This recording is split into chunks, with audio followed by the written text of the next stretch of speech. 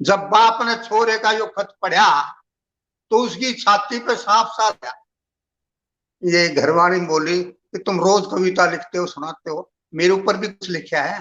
छोटे सी सुंदर, ये अद्भुत है शान, घरवाली मेरी हलवाई की दुकान। एक लड़का अपने बाप से खुद बोला कि पापा प्यार एक वायरस है। अब प्यार एक वायरस है, और पापा था हरियाणा का। बोला बेटा ये जो लठ दरिया है ना, यो एंटी वायरस है।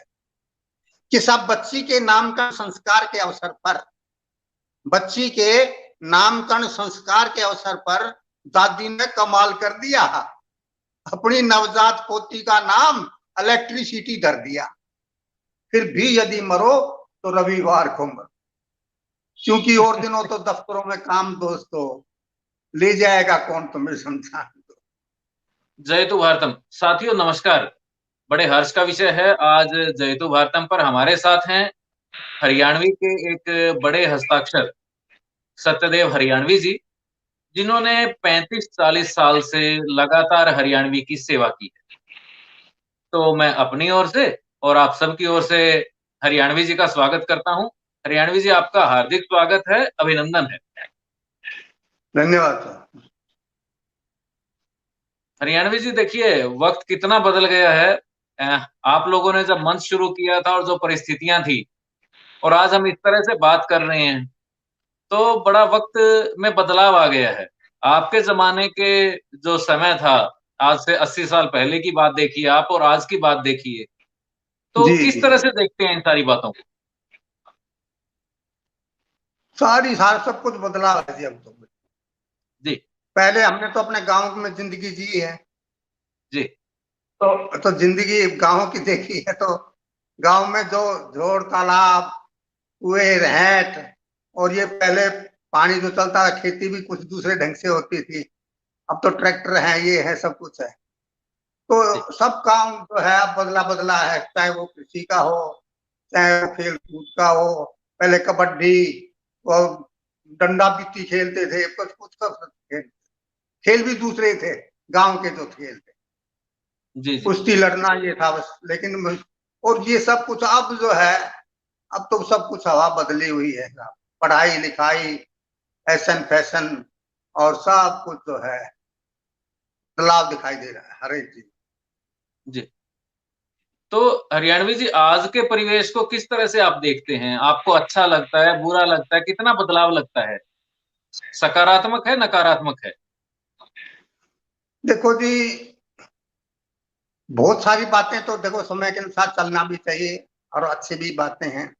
और कुछ बातें जो है थोड़ा सा जो पहनावा है, जैसे पहले हमारा था, सादा जी पहनावा था, वो पहले वाली बातें आज दिखाई नहीं देती। उसमें जी थोड़ा सा जी कुछ चेंज।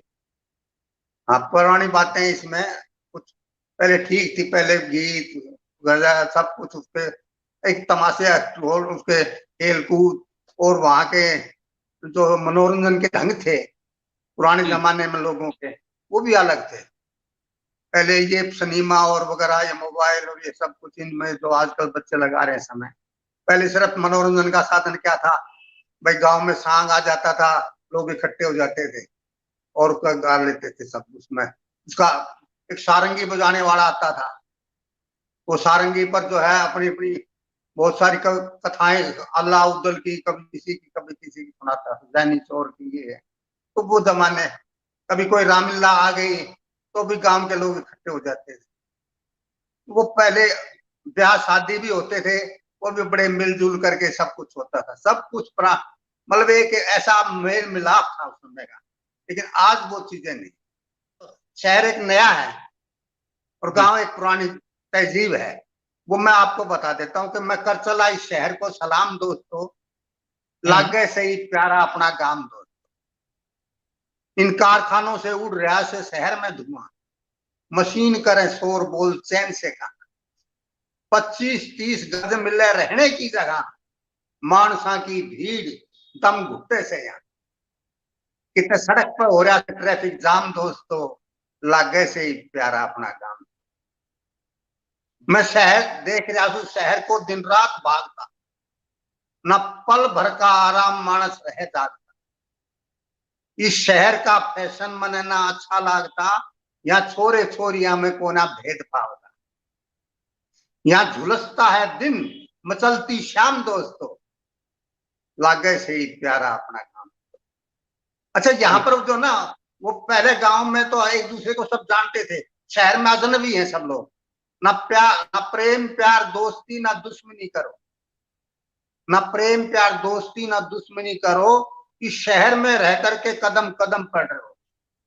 यहाँ वैद हकीम डॉक्टर की जेब तक भरो, फिर भी यदि मरो तो रविवार को मरो, क्योंकि और दिनों तो दफ्तरों में काम दोस्तों, ले जाएगा कौन तुम्हें शमशान। मैं कर चले इस शहर को सलाम दोस्तों। तो शहर की और गांव की अलग ही बात है। मेरे प्यारे गांव की कुछ बात और से है, ना कल पुर्जों का खटखट, ना मोटर का शोर, हरा भरा मेरे गांव का चहुओर छोर से, किते चल रहे से ढोर, कहीं नाचे मोर से, कहीं कोयल देरी प्यार का पैगाम दोस्तों, लागे से ही प्यारा अपना काम। मैं कर चला इस शहर को सलाम दोस्तों। तो शहर और गांव में बहुत फर्क है। आज की सभ्यता है शहर की ये चल रही है, गांव का अब भी जीवन थोड़ा सा मिला जुला है, बदलाव तो बहुत है लेकिन जी फिर भी मिला जुला है। फिर भी प्रेम प्यार दोस्ती आपस में भाईचारा है, लोगों का उठना बैठना है, एक दूसरे की मदद करना है, सब बातें। जी। हरियाणवी जी, बहुत बढ़िया बात आपने बताई और मेरा भी मन करे कि हरियाणवी में बात करा तो ज्यादा मजा आवेगा। यह बात तो आपने ठीक बताई कि गांव का और शहर का बड़ा मोटा फर्क है। लेकिन हाँ अब जी। जो बात खास है वो ये कि आप अपने परिवार के बारे में बताइए, पारिवारिक परिवेश कैसा था उस समय का और आज को कैसे देखते हैं इस चीज को आप? देखो जी, हमारे परिवार में तो सब पहले भाई भाभी, हमारी बुआ बहन, सारी मिलजुल कर सब सारा परिवार एक इकट्ठा परिवार रहता था। सब एक इकट्ठे रहते थे और एक ही चूल्हे पर रोटी खाते थे, एक ही चूल्हे पर सबको मतलब सारा काम हो जाता था। सबके काम अपने बटे हुए थे। बड़े बूढ़े का जो है वो सबका एक में हुक्म चलता था। बड़ी माँ जो थी हमारी, उसके उसमें अंडर में सब काम होते, मतलब कोई किसी का वो नहीं था आपस में। शाम को बैठ करके इकट्ठा रोटी खाना, फिर इसके बाद में शाम को प्रार्थना करना भगवान की, जो है ये आजकल आरती वारती करते हैं घरों में, हो जाती है, और फिर सब इकट्ठे अपना अपने अपनी जगह सो जाते। तो एक पुराना जमाने में तो इसका मेल जोल था, एक परिवार संयुक्त परिवार था, मिला जुला परिवार था, सबका मतलब भाई बहन, इसके अंदर बुआ चाची ताई, सब मतलब हम मिलजुल कर रहे हैं। लेकिन जी आज जो है बदलाव से है, आज तो सब व्यक्तिगत है। बच्चा शादीशुदा हो गया तो जहां नौकरी कर रहा है बस अपनी बहू को भी वही ले गया। तो आज ये हालत हो रही था, आज तो जी बहू पर, हाँ, जी। तो आज वो अच्छा। मेल नहीं रहा। आज वो, हाँ, जी बूढ़े बुढ़िया घर पर पड़े हैं, कोई बटवाने की जिंदगी। हाँ। जी। हरियाणवी जी, एक चीज यहाँ आपसे जरूर हम जानना चाहेंगे, हमारे दर्शक भी जानना चाहेंगे थोड़ा सा ना, अपने बचपन के बारे में, अपने जन्म स्थान के बारे में हमारे दर्शकों को जरूर बताइए। सब मेरा गांव तो बादली है, झज्जर के, जिला झज्जर है आजकल। और पहले ये गांव पंजाब में हुआ करता, पंजाब था फिर हरियाणा का, मतलब तो पंजाब अलग अलग हो गया। तो मैं तो गांव में ही पढ़ा हूँ, हाई स्कूल मैंने गांव से ही किया है। उस वक्त पंजाब यूनिवर्सिटी होती थी, उसमें जो है उस जमाने। अच्छा, बचपन में जब हम थे तो हमारे गांव में 3 स्कूल थे साहब। एक प्राइमरी स्कूल था, एक हाई स्कूल था और एक लड़कियों का स्कूल था, वो 8वीं तक था। तो प्राइमरी स्कूल में सिर्फ हमारे जो टीचर थे वो गांव के आसपास के ही थे, गांव के ज्यादातर। हाँ जी, तख्ती हुआ करती, बस्ता हुआ करता, और अपना पढ़ने चले गए। तख्ती एक स्लेट होती थी, एक कायदा होता था। तो वो बचपन में तो ये सब चीजें, हमारी पढ़ाई उसी पर हो गई। और फिर इसके बाद में हाई स्कूल, और फिर इसके बाद में बाहर निकलना पड़ा, तो जो है अपने किया। तो गांव में पहला तो शुरुआत यही से थी। नहाया करते तो जोड़ में चलना, हमारा घर में चिपक चले जाया करते सारे मिलकर बच्चे। तो आपस में साथी आज भी जोड़ में जा रहे हैं, तो जोड़ पे नहाए, जोड़ पे नहा करके फिर सोचते घर में घर वाले पिटाई करेंगे, कुछ बुरा भला कहेंगे। अपने घर के बारे में मैं आपको बताऊं कि काम घर में हमारे पिताजी तो होते थे, मम्मी थी, और हमारे जो है ना बुआ और बहनें, 3 बहनें थी हमारे पास, और हमारे भाभी जी थी, भाई साहब थे। तो मेरे पिताजी थे वो टीचर थे, और वो गुड़गांव जिले में थे, सुल्तानपुर एक गांव है, उसमें एक छोटा सा स्कूल था, उसमें पढ़ाते थे। और 7-8 दिन में वो पैदल आते थे, मतलब कोई उस समय साइकिल वाइकल चलाना और ये सब नहीं था, पैदल जाना पैदल आना। और कम से कम वो स्कूल भी वहां से 10-12 कोस था घर से, लेकिन शाम को वो एक हफ्ते में कई बार आते थे, या कभी कभी रोज भी आ जाते थे, और सुबह चले जाते थे और टाइम पर जाते थे, और टाइम पे है। और हमारे भाई साहब थे, वो भी टीचर रहे। हमारी माँ जो थी वो घरेलू औरत थी बेचारी, वो हमारे लिए। और बहनें हमारे 3 हैं साहब, 3 बहनें और 2 हम भाई रहे। तो दोनों हम, मैं भी अध्यापक रहा, वो भी अध्यापक रहे। हमारा घर जो है ज्यादातर सभी अध्यापक, हमारे भाई की लड़की भी अध्यापक, मतलब हमारा परिवार टीचर का था। तो उस समय जो है मिलजुल कर से सारा परिवार रहता था गांव के अंदर। और उस गांव के अंदर जो था सब, ये सब लोग जब शाम को हो जाते थे तो बाहर खाट डाल करके सब गांव के लोग बैठ जाते थे, गली मोहल्ले के, और सब अपनी अपनी 2-4 बूढ़े हुक्का पीते थे, और हम सब उनकी कहानी सुनते थे, खबरें सुनते थे। तो एक जमाना वो था। तो इस तरह से पूरा दिन जो था वो सुबह अपने खेल कूद में, पढ़ने लिखने में, या इस तरह बीत जाता था। शाम को फिर उन बुजुर्गों का पैर वैर हम दबाने होते थे, क्यों उस समय पिताजी आते थे तो उनके पैर भी दबाने होते थे। आजकल तो बाल भूल भाल के बाप बाप के पैर दबाने, लेकिन वो जमाना था कि उसकी सेवा बुढ़े की कैसे होती। माँ, हमारी जो भाभी जी थी वो माँ की रोजाना पैर दबा के जब सोया करती है हाथ जोड़ कर। तो एक जमाना उसमें था, चूल्हे कच्चे होया करते थे, लीप लिया करते थे उससे, और रोटी उसी से पकाई जाती थी। सुबह उठ करके मेरी माँ जो थी वो गावड़ी गाय होती थी, उसका दूध दाद निकालना, वक्त से उठना, सानी भेजना। और भाभी जी थे हमारी चक्की पीसती थी। फिर 4-5 बजे वो पानी लेने चले जाते थे, कुएं से पानी लेना होता। तो एक जमाने में इतना हार्ड वर्क था, मतलब इतनी मेहनत थी कि आजकल के बच्चे और आजकल के ये औरतें ये नहीं कर सकते। गांव की जिंदगी हमने वो भी जी के देखी है। हमारे पास एक ड्रेस होती थी, बस वो एक ड्रेस सिला दी, वो धोली, वही पहन लिया। अगर जूता हमारा टूट गया, फट गया, फिर वो 6 महीने के बाद भी मिलता था, 1 साल में, नहीं तो नू घूमना पड़ता, क्योंकि सादा जमाना था बिल्कुल। वो नहीं था कि आजकल तो बच्चों के घर में अलग जूते हैं, स्कूल के अलग हैं, कपड़े अलग हैं, ड्रेस अलग अलग है, दुनिया भर। हम तो एक एक ड्रेस में इसी तरह से जिंदगी। नहीं, हरियाणवी जी, बहुत बढ़िया बात आपने बताई हरियाणा की गांव देहात की। और देखिए, ये चीजें तो समय के साथ बदलती हैं, और आपने खुद कहा कि अच्छा भी लगता है और बदलाव जरूरी भी। अब बदलाव नहीं करेंगे तो हम बहुत पीछे रह जाएंगे, बहुत पीछे रह जाएंगे, क्योंकि उस समय भोला जमाना था। और आजकल जो है सारा सब कुछ बदला हुआ, पढ़ाई भी बदली हुई है, सब लिंक भी बदले हुए हैं, इंटरनेट हो गया, ये हुआ। देखो हमारे को भी दिक्कत हो रही है लिंक ये लगाने में। तो ये सब पुराने जमाने के कारण है सब। आजकल के बालक, छोटे छोटे बालक कर लेते हैं इस काम। जी जी, बिल्कुल। अच्छा, हरियाणवी जी, आगे बढ़ेंगे और बात करेंगे, लेकिन आपका, जैसा कि शुरू में मैं बात कर रहा था, 35 साल आपको मंच पर हास्य व्यंग्य करते हो गए हैं, कविताएं सुनाते हो गए हैं। तो जयतु भारतम के दर्शकों को भी कुछ हास्य व्यंग्य की बातें सुना दीजिए, कोई कविता सुना दीजिए जो आपको पसंद हो। देखो, ये कविता तो मेरा उद्देश्य है सिर्फ खाली हास्य नहीं, सारा उसके साथ में कुछ संदेश भी जाए। जी।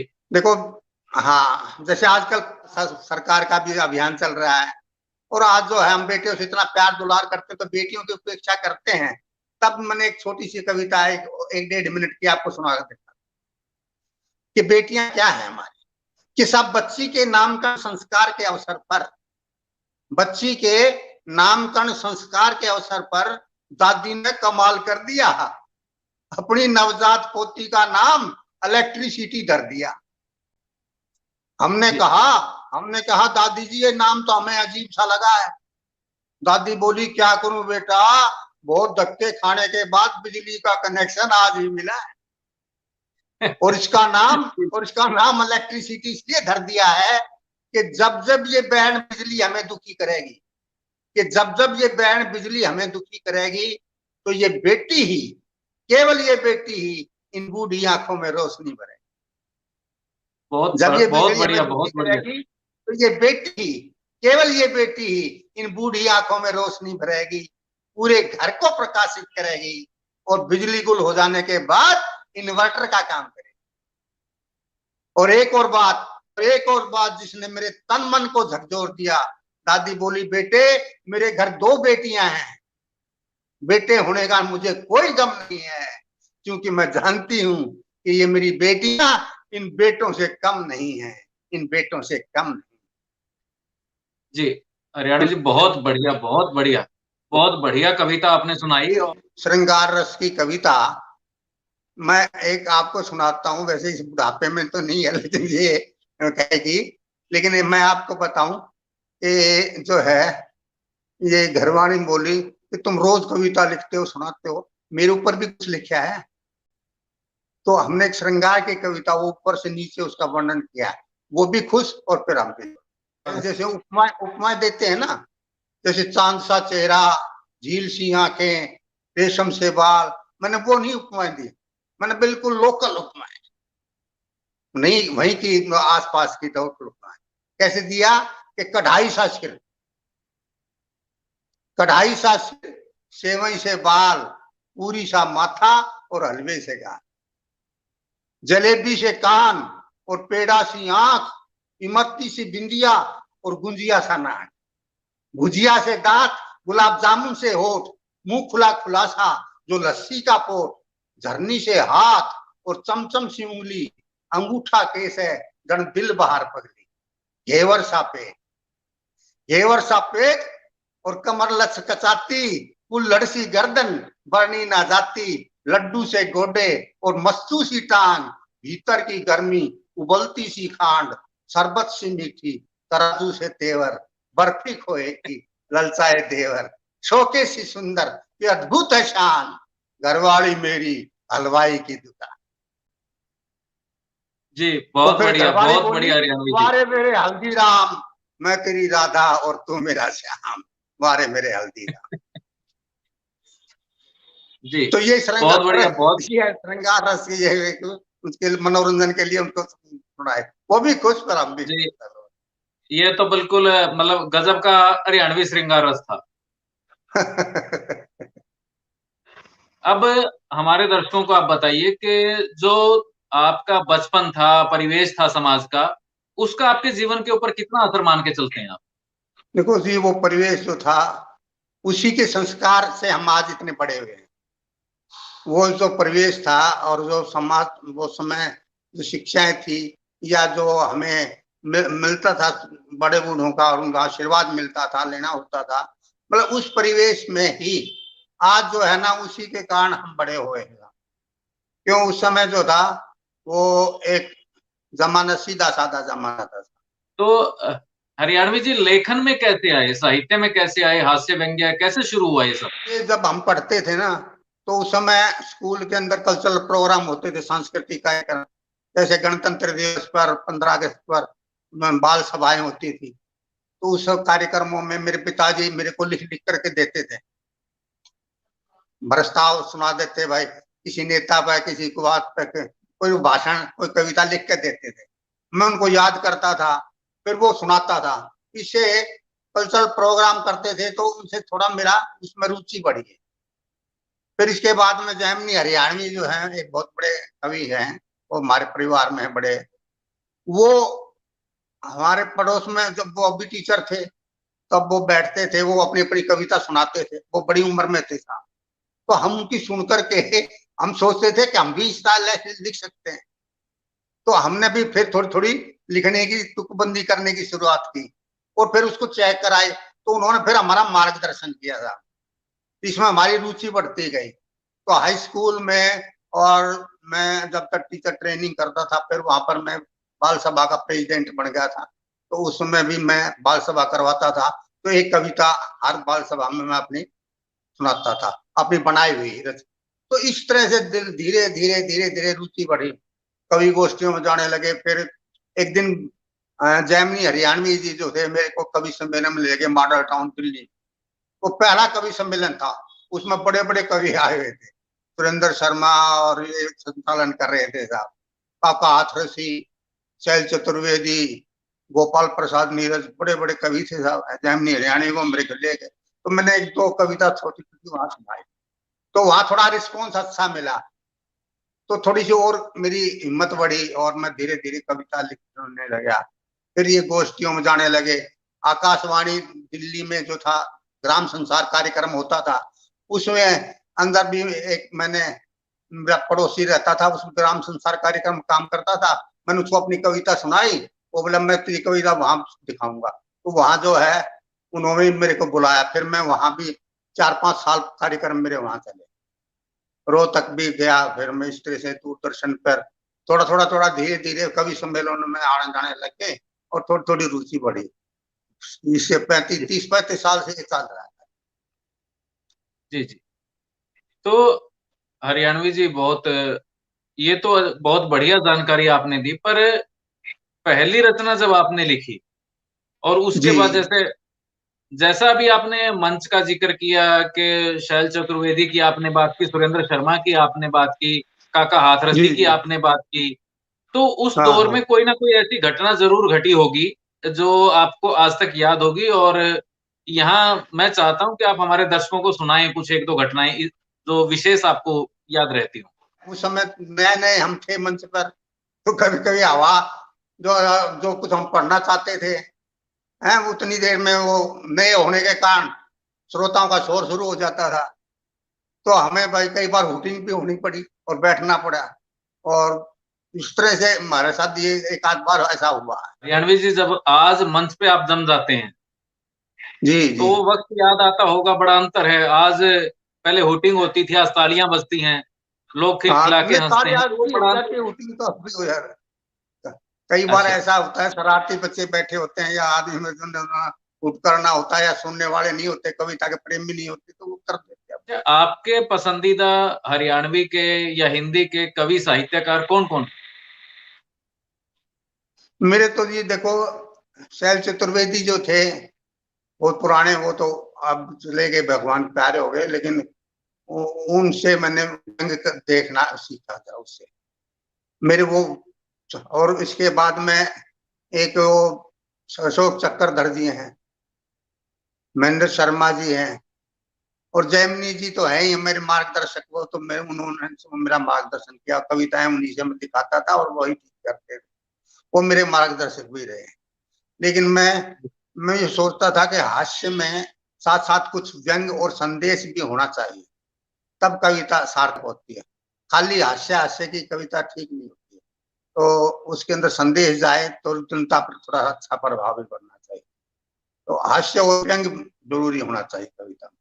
वो मैंने इन लोगों से, तो ये जैमिनी जी हैं और सुरेंद्र शर्मा हैं, ये उस समय कवि रहे हैं। अशोक चक्रधर जी हैं, मैंने इनके साथ, सबके साथ कार्यक्रम किए हैं, सबके साथ कार्यक्रम कई कई बार किए हैं। एक कुछ हरियाणवी और सुना दो, क्योंकि आप सामने बैठे हो और दर्शक सिर्फ बात-बातां ते पेट नहीं भरेंगे, उन्हें कुछ हास्य व्यंग्य भी ज़रूर चाहिए। ये ये हर माँ बाप की समस्या है, मैं आपको बताऊं। हर माँ बाप की समस्या है। जब बच्चा बड़ा हो जाता है, कॉलेज में भेज देते हैं पढ़ने के लिए, माँ बाप तो चाहते हैं बच्चा अब जा करके कुछ बनेगा। और बच्चा जो है ना, कई बार कॉलेज में जा करके एकदम आजाद वातावरण मिलता है उसको। स्कूल में तो थोड़ा सा बंधन रहते हैं, लेकिन वहां आजादी मिल जाती है। तो वहां जो है, बच्चे को दिल की बीमारी लग जाती है। वो अब आजाद हो जाता ना, तो दिल की बीमारी, तो एक हरियाणवी पिता उस दिल की बीमारी को कैसे ठीक करता था। मुझे तो याद है कि एक लड़का अपने बाप से खुद बोला कि पापा प्यार एक वायरस है, पापा प्यार एक वायरस है, और पापा था हरियाणा का। बोला बेटा ये जो लठ दरिया है ना, यो एंटी वायरस है। तो इस तरह से जो है ऐसे बच्चों के है। एक बच्चा गीत गाता जा रहा था कॉलेज में आकर के कि मेरे दिल के टुकड़े हजार हुए, वो क्या वो की करिए। मैं बोला बेटा स्कूटर पार्ट्स की दुकान खोल ले, दिल तो तेरा टुकड़े टुकड़े हो गया। तो यार, तो एक हरियाणवी पिता जो है उस बच्चे को, अपने बच्चे को जो कॉलेज में पढ़ने गया है, उसको किस तरह से लाइन पर लाता है जी। कि आज ही मिला था एक पत्र, आज ही मिला था एक पत्र, पत्र में लिखा था दिल खो गया, वह किसी का हो गया। जब बाप ने छोरे का यो खत पढ़ा तो उसकी छाती पे सांप सा गया। उसने कहा रे छोरे, मैंने तो तू पढ़ने के लिए भेजा था, दिल खोने के लिए नहीं, कुछ बनने के लिए भेजा था, किसी का होने के लिए नहीं। मेरे लाल तने यो के करया, ये अपना दिल उस परिवार के लिए संभाल कर क्यों नहीं धरा जिसने तुझे पढ़ाया लिखाया, ढेर सारा कष्ट उठाया। ये तेरा दिल उस गांव और बस्ती में क्यों नहीं रमा जिसमें तू जन्मा। ये तेरा दिल तो इस वतन के लिए होना चाहिए था, जो तुझसे उम्मीद लगाए बैठा था कि ये बच्चा पढ़ लिख कर अच्छा नागरिक बनेगा, जन जन के कष्ट करेगा, मेरी सेवा करेगा। और यो दिल खोके ने भी तू के बोरस है। और अपने बाप ने देख, शादी के 35 साल बाद भी उसका दिल उसके धोरस है। शादी के 35 साल बाद भी उसका दिल उसके धोरस है। तेरी मां तरसे थी, तेरी मां तरसे थी, मैंने उससे ब्याह तो किया और उसे अपना दिल नहीं दिया। खो देती तो मैं क्या करता, तेरी तरह बावड़ा ब्याह फिरता। और आगे तने पत्र में यो के लिखा कि मेरा दिल धक धक करे से, रात दिन किसी के पीछे दौड़ता फिरे से, खड़ा रहता ड्रेस। अरे सत्यानाशी, अरे सत्यानाशी, जब तेरा अभी से यो हाल है तो तू मेरी औलाद नहीं, मुंगेरी लाल जो अपने हसीन सपनों में खो रहा है। और यो तेरा दिल दिल नहीं, दिल्ली की कोई लोकल बस हो रहा है। देख भावना में मत बह, देख भावना में मत बह, अपनी औकात में रह। अपने इन मजबूत हाथों से इस दिल को दाब के सोना, पढ़ लिख कर पहले अपने पैरों पर खड़ा होना, और फिर ये दिल देना उस गरीब को, बदनसीब को। और फिर ये दिल देना उस गरीब को, बदनसीब को, जो अपने जीवन में हारी बैठी हो, सब तरह योग्य किंतु दहेज के कारण कुंवारी बैठी हो, सब तरह योग्य किंतु दहेज के कारण कुंवारी बैठी। बहुत बहुत बढ़िया। तो हरियाणवी जी आगे बढ़ेंगे, पर मेरी इच्छा है अगर हरियाणवी में कुछ और आने दो। एक जो है ना खाट तो हरियाणा में है, खाट के माध्यम से मैंने देश की बात कहने की कोशिश करी। रात की बात है, घर में जो खाट सबसे ढीली थी वही मुझे सोने को मिली। नींद नहीं आई, कल्पना कविता में खो गई, अकस्मात मेरा सिर नीचे और टांग ऊपर को हो गई। हम घबराए, पत्नी जी हड़बड़ाई, लेकिन बात कुछ समझ में नहीं आई। फिर अपनी बटन सी आंख मलती हुई पत्नी जी बोली कि हे पति, तू कितना नादान मिला, क्या शीर्षासन करने का यही स्थान मिला। हमने कहा शीर्षासन कौन कर रहा था, अपना तो मुकद्दर सो गया, खाट ढीली थी अपने आप हो गया। खैर बात खत्म हुई, पत्नी जी ने हमें खटिया से निकाला और धरती पर आकर हमने अपना होश संभाला। और फिर सोचा कि खाट खड़ी कर दूं, और सोचा कि खाट खड़ी कर दूं, लेकिन ख्याल आया नहीं, क्या तेरी एक खाट का सवाल है, अरे आज तो घर की सभी खाटों का यही है। अब तो तन से मन से सच्ची लगन से, अब तो तन से मन से सच्ची लगन से, बातों से नहीं, कठोर परिश्रम और मजबूत हाथों से प्यार की रस्सियां बटकर अनुशासन के दामन से खाट कसनी हो, तभी रात को सुख की नींद आएगी। और वही खाट जो कभी ढीली थी अपनी मजबूत रस्सियों के साथ मुस्कुराएगी और कहेगी कि आजा मेरे मालिक, अपने शर्म की पहचान कर ले, बहुत थक गया है कुछ विश्राम कर ले, उधर बहुत थक गया है कुछ विश्राम कर ले। एक और सुनाता हूं आपको जी। दूल्हे के गले में डालते हुए जयमाला, दूल्हे के गले में डालते हुए जयमाला, दुल्हन मुस्कुराई और फिर बहा दिया आंसुओं का नाला। मधुर मिलन पर जब पति ने उससे रोने का कारण पूछा तो पत्नी ने लेते हुए उबासी यूं फरमाया, अरे सत्यानाशी, शादी में तने मेरा फोटो भी नहीं खिंचवाया। हंसते हुए पति ने कहा कि फोटोग्राफर अब बुलवा दूं, एक की जगह 10 फोटो खिंचवा दूं। पत्नी थी भोली, बोली अब आपको इतना कष्ट नहीं सुनाऊंगी, अब तो मैं दूसरी शादी में ही फोटो खिंचवाऊंगी, तो दूसरी शादी में फोटो। जी, बहुत बहुत खूब, बहुत सुंदर आपने बताया। अच्छा हरियाणवी जी, एक बड़ा सवाल है। पहला तो ये कि सत्यदेव हरियाणवी कैसे हो गया? सत्यदेव के साथ हरियाणवी शब्द कैसे जुड़ गया, इसके बारे में हमारे दर्शकों को जरूर बताइए। भाई जी देखो जी, मैं तो हरियाणा से तो हुई और हरियाणा में ही मैं लिखता रहा हूँ पहले ज्यादातर। मैं थोड़ी मिक्स, थोड़ी हिंदी, थोड़ी सी हरियाणवी, थोड़ी सी हिंदी मिला जुला करके, ताकि बाहर भी समझ में आ जाए लोगों को। शुद्ध हरियाणवी में भी जरा लोगों को दिक्कत होती है, तो इसलिए मैं दोनों मिली जुली करता हूँ। तो लोग के कवियों ने ही नाम रख दिया कि भाई आप अपना नाम जो है ये हरियाणवी साथ में रखो, सत्यदेव हरियाणवी इसलिए रखा गया कि हरियाणा का तो मैं हुई। और पहले कवि करते थे, कोई मुरादाबादी, कोई बीकानेरी, कोई कहीं कुछ कहाँ से आगे होते थे। तो इस तरह से उन्होंने भी मेरा किया और मैंने उसको स्वीकार कर। जी। अच्छा हरियाणवी जी, एक बड़ा महत्वपूर्ण सा प्रश्न है, बड़ा जरूरी यहाँ प्रासंगिक है ये प्रश्न कि आपसे ये बात अब इस समय यहाँ पूछी जाए कि सामाजिकता के ऊपर आपने बहुत लिखा है, मंच के ऊपर हाँ हरियाणा के जो सामाजिक परिवेश है उसको प्रस्तुत किया है, और जैसा अभी आपने खुद भी बताया कि समाज में बदलाव के लिए प्रयास भी आपने किया कि समाज जी में जी कुछ अच्छे बदलाव हो, सकारात्मक बदलाव हो, युवाओं में चेतना आए। जी तो जी। आप स्वयं को कितना सफल मानते हैं? देखो जी, मैं तो ये है कि मैंने तो अपनी रचना जो है अपनी स्वयं प्रशंसा नहीं करता मैं तो, लेकिन जहां भी श्रोताओं में गया हूँ, जहाँ लोगों में मैंने पढ़ाई पढ़ी है ये रचनाएं, प्रोग्रामों में जहाँ भी हुई, तो इसका रचनाओं का मैं प्रशंसा हुई, बढ़ाई हुई है, मतलब सुना है लोगों ने।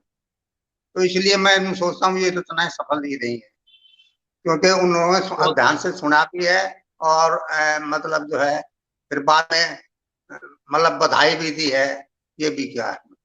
तो इसलिए मैं सोचता हूँ कि भाई समाज में मेरी रचनाएं सुनी गई। आपने हास्य व्यंग्य के लिए बहुत सारा काम किया है, और 35-40 वर्ष कोई कम नहीं होते। तो जी कोई जी। विशेष कारण रहा हास्य व्यंग्य के लिए लिखने का, काम करने का? मैं जैसा माँ सरस्वती ने हमारे उसे लिखवाया रचनाओं, जैसे जी आए प्रस्तुति का, उसमें हमने अपने लिख लिया, कागज को उतार लिया और समाज में और भाइयों के सामने प्रस्तुत किया। उन्होंने अच्छा लगा, वो हमने अपने पास रख ली। जहाँ मतलब वो कहीं मतलब कमी ही, तो वो उस रचनाओं को बंद कर दिया। अलबत्ता तो हमने ऐसे लिखी ही नहीं है कभी, तो अपना विशेष तौर से मंचों के लिए हमने नहीं लिखी, हमने अपना अपने आंतरिक भावना से लिखी है जो। जी, एक बड़ा गंभीर प्रश्न है और बड़ी संवेदनशीलता के साथ मैं जवाब आपसे समझता भी हूँ, क्योंकि आपका अनुभव इतना लंबा चौड़ा है कि मैं उम्मीद करता हूँ इस प्रश्न का उत्तर मुझे मिलेगा। एक जी चीज मैंने महसूस की है, साहित्यकार जितने भी हैं अच्छा काम जी कर रहे हैं, उसमें कोई समस्या नहीं है, लेकिन जो मंच पर काम कर रहे हैं, आप जैसे जो लोग हैं, जो मंच जी जी पर जी प्रख्यात हैं, जी जी उन जी। लोगों का प्रकाशन बहुत कम है, और जो जो मंच पर काम नहीं कर रहे हैं उनका प्रकाशन ज्यादा है। क्या हाँ कारण हाँ। मानते हैं इसके पीछे? बस ये बात ये है, वो लिखने में ही रहते हैं बेचारे, अच्छे हैं वो बहुत, जो मतलब मंच पर नहीं आए ना, समझे जी। जी जैसे अपने रिवाड़ी में नाड़िया जी हैं जी, एक और भी अभी मेरे पास किताब रखी थी अभी इनकी, मैंने देखा रहा था, ये ये जो है त्रिलोक फतेहपुरी, तो कई आदमी मैंने ऐसे देखे हैं, मैंने उनकी रचनाएं भी सुनी है, गायक है, तो वो उन्होंने किताबें भी उनकी बहुत अच्छी है, लेखन भी अच्छा है, लेकिन जो रचनाशील हैं, वे ये नहीं कि वो कवि नहीं है, बहुत बढ़िया कवि हैं, अच्छे लेखक हैं, अच्छी, मैंने उनकी किताबें बहुत पढ़ी हैं, और वह है भी, लेकिन वो मंचों पर नहीं आ रहे, लेकिन जी। हम उनको बहुत अच्छा कवि मैं तो मानता हूँ। और हम जो है मंचों पर चले गए, वो सिर्फ ये थे कि आपस में साथी थे, तो वो उनके साथ जुड़ाव होता रहा, और लोगों से भी फिर निमंत्रण भी आने लगे, सब जैसे जो ये आयोजक हैं वो हैं, उनके निमंत्रण आने लगे, तो वो हमारे से तो इस तरह से हो गया, लेकिन ये नहीं कि मंच पर ही जो जमते हैं वही कवि है ना, ऐसा कुछ नहीं, हरियाणवी जी, मैं आपकी बात से सहमत हूँ, दोनों बराबर काम कर रहे हैं और अच्छी मेहनत कर रहे हैं। लेकिन हाँ यहाँ जी मेरा जी थोड़ा-सा ये था, एक बात तो आपने स्पष्ट कर दी, जो मंच पर नहीं है उनके बारे में तो आपने मुझे बताया। लेकिन जी जी आप जैसे जो लोग हैं, जो बहुत अच्छा पढ़ रहे हैं, बहुत अच्छा लिख रहे हैं, लेकिन जी जी। प्रकाशन कम है, हाँ, प्रकाशन कम है, ये ठीक बात है। तो उसके पीछे कोई वो वजह है क्या विशेष?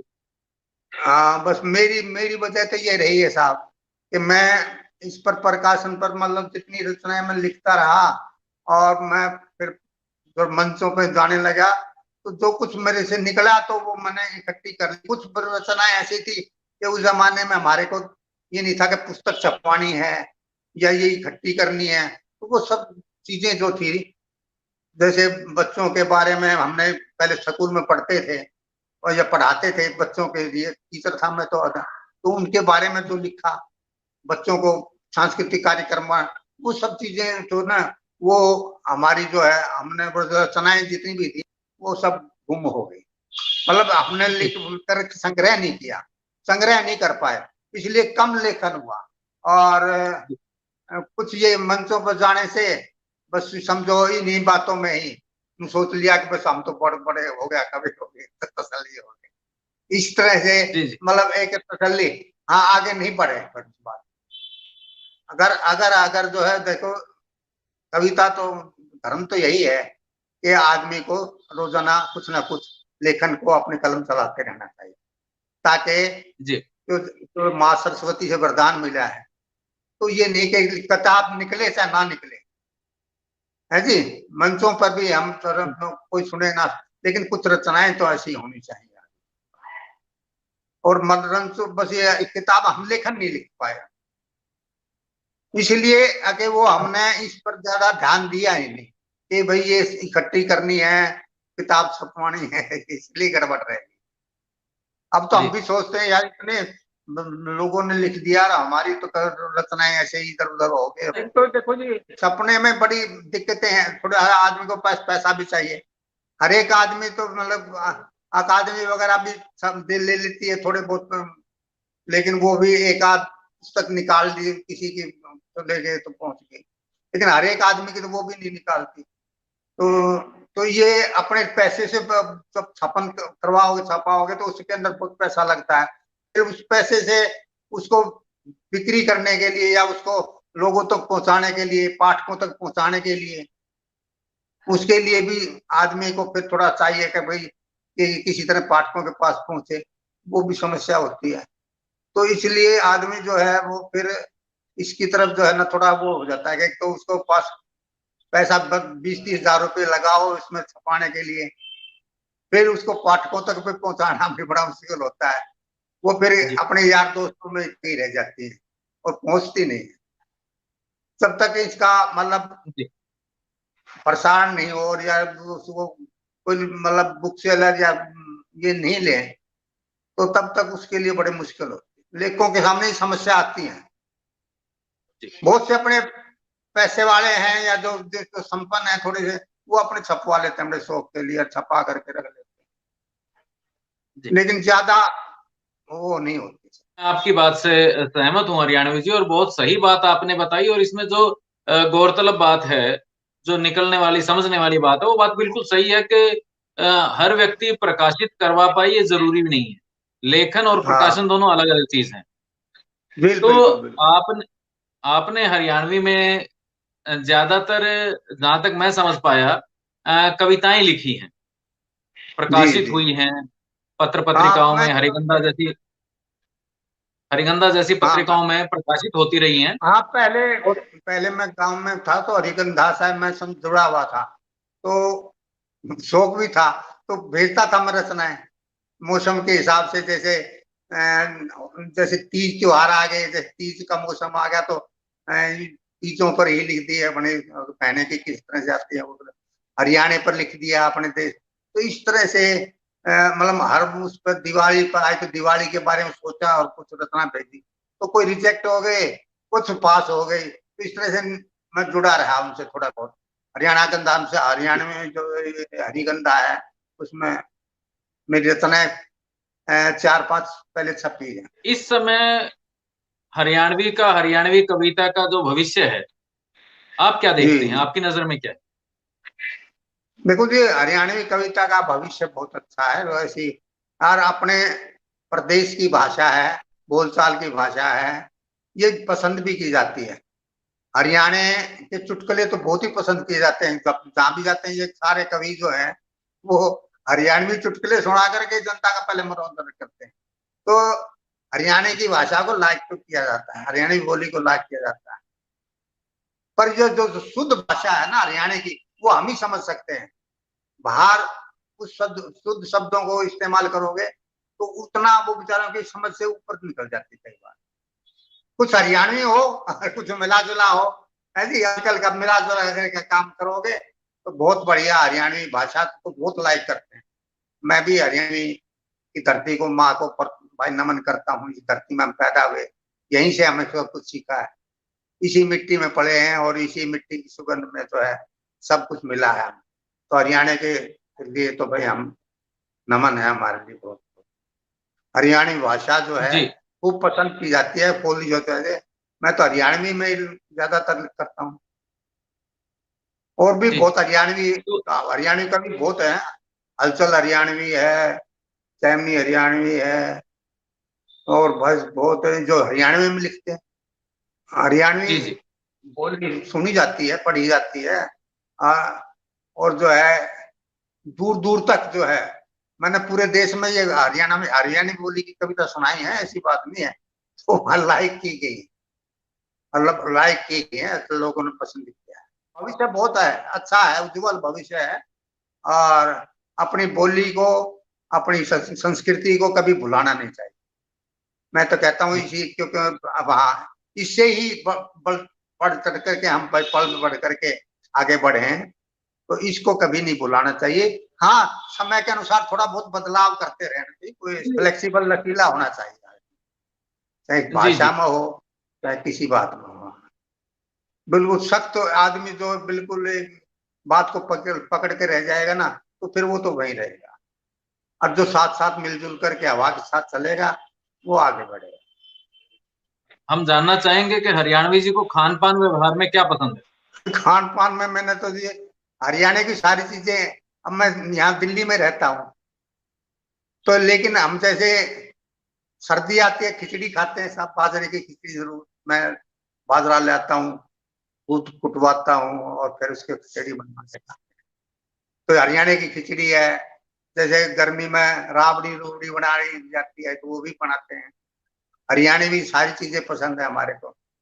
बथुए का साग है, कढ़ी है, आठी की उनकी जो मिला करती वहां तो आपको वो चीज तो मिलती नहीं। तो यहाँ भाई पालक और बथुए वगैरह के रहते हैं। ये सब हरियाणवी जितनी चीजें हैं, साग सब्जी भोजन है जी, वो सब हमें पसंद जी। है साहब। हरियाणवी पूड़े गुलगुले, हरियाणवी दलिया मीठा खाते हैं, वो सब। ये सब आप यहाँ भी अपना प्रयोग मतलब रखते हैं, समय के अनुसार खाते जी हैं, क्योंकि वो जी। चीजें याद तो आती है। हाँ हाँ। खाली खाली ये भिंडी तोरी के किसी काम तो नहीं चलता ना। तो हरियाणवी अब खान पान तो है भी अच्छा है, हरियाणा मोटा खाना है और बढ़िया खाना है, ताकतवर खाना है। हरियाणवी जी, हरियाणवी में कुछ आने दो थोड़ा बहुत। एक जो है, मैंने सुना था कि नकल करें पर अकल नहीं से, नकल करें पर अकल नहीं से। लोग नू देखते हैं भाई हम ये करेंगे, 5 स्टार में जाएंगे, ऐसी शादी करेंगे नू पर, लेकिन अकल से काम नहीं देते। कि शादी के शुभ अवसर पर पति देव बोले पत्नी तय, शादी के शुभ अवसर पर पति देव बोले पत्नी तय, प्रिय कोई गीत सुनाओ, बहुत दिना में मिलन हुआ से घूंघट खोलो कुछ मुस्काओ। पत्नी जी ने मना किया बहु तेरा, लेकिन पति ना माना, अंतिम उसको पड़ गया गाना, अपने पति देव का दिल बहलावन लगी, हाथ पकड़ के मधुर स्वर में आखिर वो यू गावन लगी कि भैया मेरे राखी के बंधन को निभाना। सुन के गाना पति देव जी गदगद हो गए और अपने गाने की बारी में नूठ बोले कि तू कितनी अच्छी है, तू कितनी भोली है, प्यारी प्यारी है, ओ माँ, ओ माँ। देखो जी भाइयों, देश हमारा कितना है, बड़े बड़े की नकल करे से नू नहीं बेरा केगा, बड़े बड़े की नकल करे से पर यूं नहीं बेरा केगा। तो ये हालत है हमारे आज के लिए, नहीं पता कि क्या होना चाहिए, किस समय क्या होना चाहिए, नकल करते हैं पर अकल से काम नहीं। मैं दोहे सुनाता हूँ सब कुछ।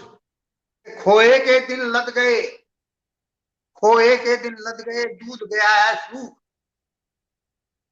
दही भल्ले मेटते रसगुल्ले की भूख, आज दुल्हन के द्वार पर खूब मची है लूट, ठूसम ठूसा ठूस से भले पेट जा फूट,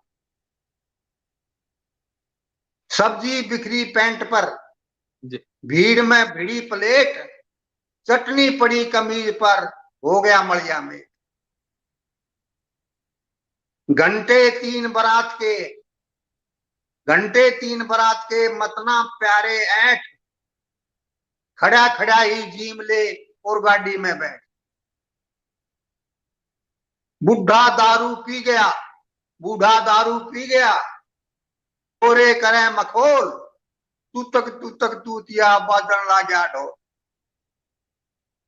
दुल्हन का घर लूट के दुल्हा रहा मुस्काए, पटर पटर बातें करे तनिक नहीं शर्माए, लोभी लाल ससुर मिले, लोभी लाल ससुर मिले, सासू बेईमान, बहू चकोरी चांद सी, भली करे भगवान।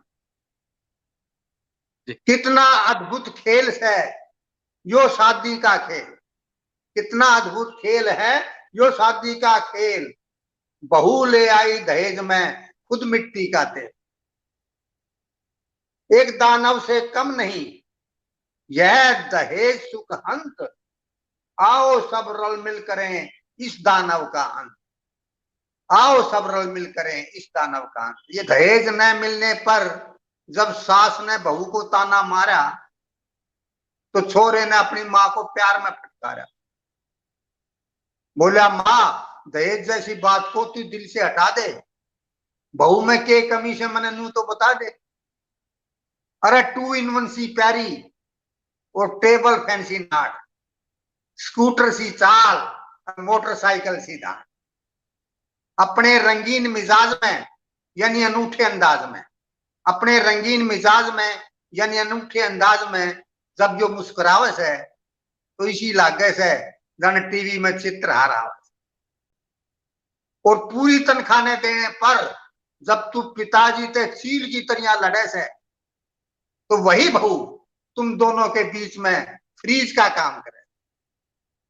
इसका हृदय राम जी ने इतना लचीला और शांत गढ़ा से कि मनीषा लागे से जन कमरे में कोई सोफा सेट पड़े। इसकी लंबाई तो देख, इसकी लंबाई तो देख, जन अलमारी गोदरेज, ये तो बहू की बहू और दहेज का दहेज, ये तो बहू की बहू और दहेज का दहेज। आप हमें यह बताइए, जिस तरह से जमाना बदल गया, ऑनलाइन का अब जमाना है, तो जी जी निसंदेह जी। आप देखिए पुस्तकों का जमाना भी पुराना सा लगता है, वक्त बदल हाँ रहा है। सब कुछ तो इन सारी अब तो परिस्थितियों को आप किस तरह से देखते हैं? क्या साहित्यकार अब को तो खुद में देखो, कुछ बदलाव कर लेने चाहिए? हाँ अब तो सब ये ऑनलाइन का ही जमाना है। कोई ये आता है तो ये आजकल के ये आधुनिक यंत्र हैं, इनका तो फायदा, डिजिटल इंडिया है तो इसका तो लाभ उठा ही रहे हैं लोग। और जिनको जी, आता है कभी भी उठा रहे हैं, कभी भी उठा रहे हैं, साहित्यकार भी उठा रहे हैं। तो ऑनलाइन में जो है सब कुछ है। इस जमाने के साथ जो चल रहा है ठीक है, नहीं तो हमारे जैसे जैसी दिक्कत आती है वो है ही, जो नहीं जी, जी। जाए आ आप इस बदलाव को सही मानते हैं, गलत मानते बदलाव तो सही है जी सब। बदलाव जो है कोई, देखो साइंस से जब सारा जो कुछ हो रहा है उसमें काम जो है, वैसे एक बात देखे जाए तो इसके अंदर जो है आदमी की वो कम होगी, मशीन की ज्यादा काम जरूरत हो, मशीन से ज्यादा काम होने लगा, आदमी की कीमत नहीं रही, लेबर खत्म हो गई। तो इसमें क्योंकि सहूलियत हो गई, सब कुछ काम हो जाते हैं, इसमें बेरोजगारी ज्यादा हो सकती है। ऑनलाइन और ये सब डिजिटल इंडिया और सब कुछ जो जैसा भी आया है, तो इससे अब नौकरियां और ये हैं, उसमें एक मशीन से एक आदमी बैठ करके बहुत सारा काम कर जाता है, वो नहीं कर पाते। तो ये हम जो है इसमें अगर नहीं करेंगे तो वो भी गड़बड़ है।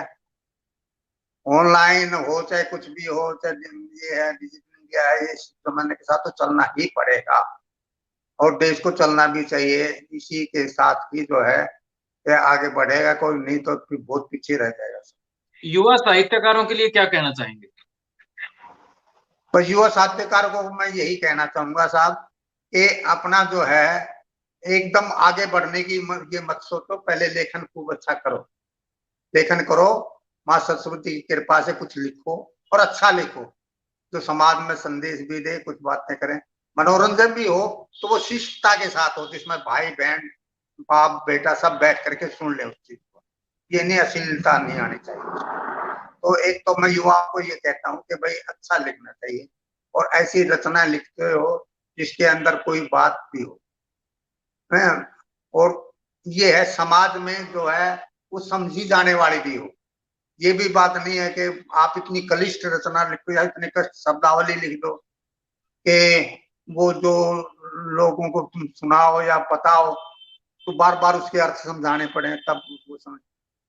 रचना जी, ऐसी हो तो रसीली भी हो है, और जो सुनी भी जा सके और जिसमें संदेश भी हो, समाज अच्छा हो, मतलब उसके अंदर बात हो, ऐसी रचनाएं लिखनी चाहिए। और युवाओं को तो एकदम नू नहीं आगे बढ़ने की सोचनी कि आज ही मैं, बहुत से युवा जो है ना बस चार रचनाएं लिख करके और फिर बस वो अपना समूह में या किसी को गुरु बना लेते हैं और गुरु बना करके फिर उसके साथ साथ बस भाई आज उधर प्रोग्राम है, आज उधर प्रोग्राम है, या संचालन करना शुरू कर दिया। उसके पास रचनाएं चार पांच ही रहती है, आगे में आगे बढ़ते नहीं, ना लिखते हो फिर। तो फिर पैसे के बटोरने में या इस तरह से जो इसकी भाग दौड़ में लग जाते हैं। जो इस तरह से अर्थ कमाने के लिए कविता खाली अर्थ का साधन जो है ना, ये जो समझ लिया है लोगों ने, कवियों ने भी, हमारे अंदर भी कमी है लोगों में, कवियों में ऐसी बात नहीं है जो अर्थ के पीछे ज्यादा दौड़ते हैं।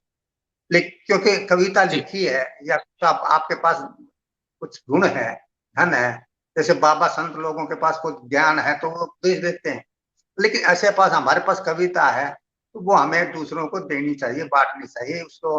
उसके पास ये नहीं होना चाहिए कि ये मैं इतने पैसे लूंगा या ले पापा मन होगा इतना बड़ा तो मैं, जनता के लिए है ये सब। बहुत से जो कवि हैं वो केवल बेचारे लेखन पर ही आधारित है कि नौकरी नहीं है, कोई धंधा नहीं है, सिर्फ कविता लिखते हैं। तो कविता लिखने के लिए उसके लिए धनोपार्जन की भी जरूरत होती है, तो उसमें तो वो कुछ आदमी है। लेकिन जो जी, ये है कि भाई इसका ही पैसा बना लिया, इस कविता को ही बस धन कमाने की साधन बना लिया, वो उचित नहीं है। अपना लेखन करो और काम ऐसा लिखो जो चिर स्थायी हो, जो मतलब आगे तक अमर रहे, उसका संदेश जाए, वो लिखना, ऐसा लिखना चाहिए। जी। चाहे वो तो साहित्य, विधा तो बहुत है, कविता ही खाली थोड़ी है, इसके अंदर गद्य भी है, कहानियां हैं, नाटक है, वो भी, और उपन्यास, बहुत सारी कुछ है। इनका साहित्य तो प्रचुर है लंबा जी जी चौड़ा। जी, बिल्कुल बिल्कुल।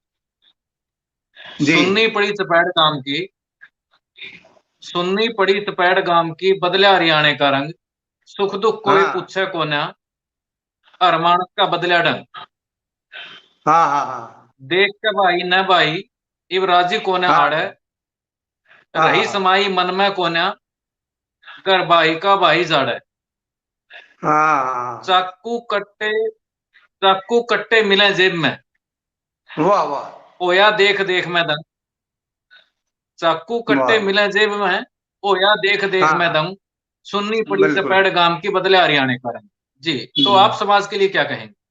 मैं तो कहता हूँ ये समाज को जो है ना, इस तरह से मतलब आदमी ने अच्छाई की तरफ देखो, बुराई की तरफ नहीं दौड़ना चाहिए, चाहे भी वो कोई हरियाणा का हो चाहे देश का भी।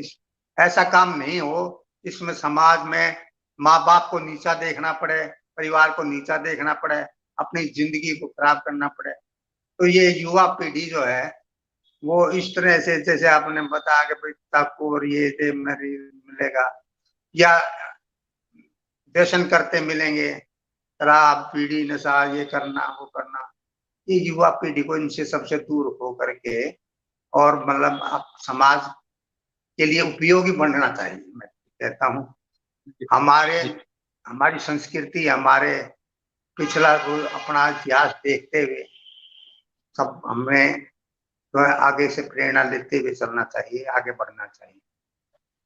पिछली जो अच्छी जी बातें हैं उनको हमने जी ग्रहण कर रखना चाहिए, और आगे की नई बातें हैं उनमें जो अच्छाई है वो भी रखनी चाहिए। एक समन्वय करते हुए अगर हम चलेंगे, और बच्चे भी इसी तरह से, और माँ बाप भी उन बच्चों को गाइड करेंगे। लेकिन सबसे बड़ा तो ये है ना, जो ये मोबाइल है, गाइड, असली बात तो ये भी तो करते हैं ना, इनमें पता नहीं क्या क्या बच्चे सीखते हैं, क्या क्या करते हैं। तो इसलिए हमारी आपकी और परिवार की और गुरु की पढ़ाई का जो है ना, वो भी असर होता है, लेकिन उतना बीच बीच में ये भी बदलाव है। लेकिन इन जी पे जो है ना हमें झटकता रहना ही चाहिए, और बच्चों को भी जो है ना थोड़ा सा इस उम्र में, जवानी में, माँ बाप को ज्यादा ध्यान देना चाहिए, चाहे बेटा हो चाहे बेटी हो, उनको जी उन पर ज्यादा ध्यान रखना चाहिए। हाँ। जी जी जी समझाते रहना चाहिए, क्योंकि आजकल जमाना वो तो नहीं है कि शक्ति का हो, लड़ाई का, झगड़े का, वो नहीं है। प्यार से, मोहब्बत से बच्चे को तो मान जाते हैं बच्चे, ऐसी बात नहीं है कोई नहीं मानेगा। तो सब बच्चे प्यार से सब कुछ मना जाते हैं। पहले हम जी बिल्कुल। सुधरेंगे और बाप परिवार फिर सुधारना पड़े। कई बार जी तो बिल्कुल। कई बार तो बड़ा बड़ा ही गड़बड़ कर देता है, तो वो परिवार वाले उसको सुधारने की कोशिश करते, वही परेशानी करने लग जाता है। तो कई बार तो हमें भी सुधरना चाहिए और बच्चों को भी गाइड करना चाहिए, जी, पथ प्रदर्शन का। तो हरियाणवी जी, आज की बातचीत को इससे पहले कि हम समाप्त करें, मैं चाहता हूं हमारे दर्शकों को कुछ और आप सुना दें दो, ताकि एक अच्छा समापन हमारे इस साक्षात्कार का हो पाए, बातचीत का हो पाए। अब एक नौजवान बच्चों के लिए भी मैं तो आपको सुना रहा हूँ कि साहब पिताजी के रिटायरमेंट को नजदीक देख बच्चों के दिल मचलने लगे, वो योजनाएं बुनने लगे। बड़ा बोला बड़ा बोला पिताजी को लगभग 20 लाख मिलेगा, अपना धंधा तो खूब चलेगा।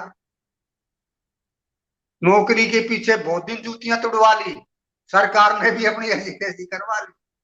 शायद अपनी तो किस्मत ही सो गई, और ये नौकरी अपने लिए अमरनाथ की यात्रा हो। खैर साहब सांस नहीं छोड़ेंगे, शहर जाकर कोई अच्छी सी दुकान खोलेंगे, नकद दाम माल खूब बिकेगा, धंधा चकाचक चलेगा। फिर शादी भी होगी, बच्चा सोच रहा है फिर शादी भी होगी, दूल्हे बनेंगे, घोड़ी पर बैठेंगे, अकड़ कर चलेंगे, बैंड बाजा होगा, बारात होगी, मधुरात होगी, मुलाकात होगी, प्यार और मोहब्बत की बरसात होगी। सब बच्चा अजीब ख्वाब दे रहा था, मूछे नहीं थी किंतु ताव दे मूछे नहीं थी किंतु ताव दे रहा था। ऐसा लग रहा था जैसे कोई नेता चुनाव परिणाम आने से पहले ही अपने जीत की खुशियां मना रहा। छुटकू बोला छुटकू बोला, बच्चू बिजनेस में इतना पैसा फंसाएगा, मरवाएगा? अरे हजाम की दुकान खोल ले, 400 में काम चल जाएगा। दाढ़ी और कटिंग के 50 रुपए लेते हैं, तेल मालिश के पैसे अलग आएंगे। अरे 10 ग्राहक भी आ गए तो 500 कहीं नहीं जाएंगे, इस पर बोले मारे जाएंगे। यदि सत्यदेव हरियाणवी जैसे आ गए तो दुकान क्या खाक चलाएंगे? अरे आधी दिल्ली तो गंजों की है। छुटकू बोला मर, इस मेरी बला से कुछ कर। अपन तो बीए फाइनल की परीक्षा देंगे और पिताजी के रिटायरमेंट पर हीरो होंडा लेंगे, 65,000 की आएगी, पर्सनैलिटी बन जाएगी। फिर देखना हम क्या किसी से कुछ कम होंगे? अरे कॉलेज में केवल हम ही हम होंगे। इस पर बड़ा भाई गुस्सा खा गया, उसे ताव आ गया। बोला क्यों फ्री पुलाव पका रहा है? मेरी हजाम की दुकान खुलवा रहा है और अपना हीरो होंडा चला रहा है। निकम्मे निकम्मे, पिताजी की कमाई को सड़क पर उड़ाएगा, पेट्रोल कहां से आएगा? झापड़ ऐसा दूंगा कि ऊंधा पसर जाएगा। बस बात बढ़ गई, दोनों में मलयुद्ध होने लगा। बड़े ने मारा, छोटा रोने लगा। इतने में ही पिताजी आ गए, बोले रे तुम रो रहे हो, खुशियां मनाओ, मिठाई खाओ, खुशियां मनाओ, मिठाई खाओ।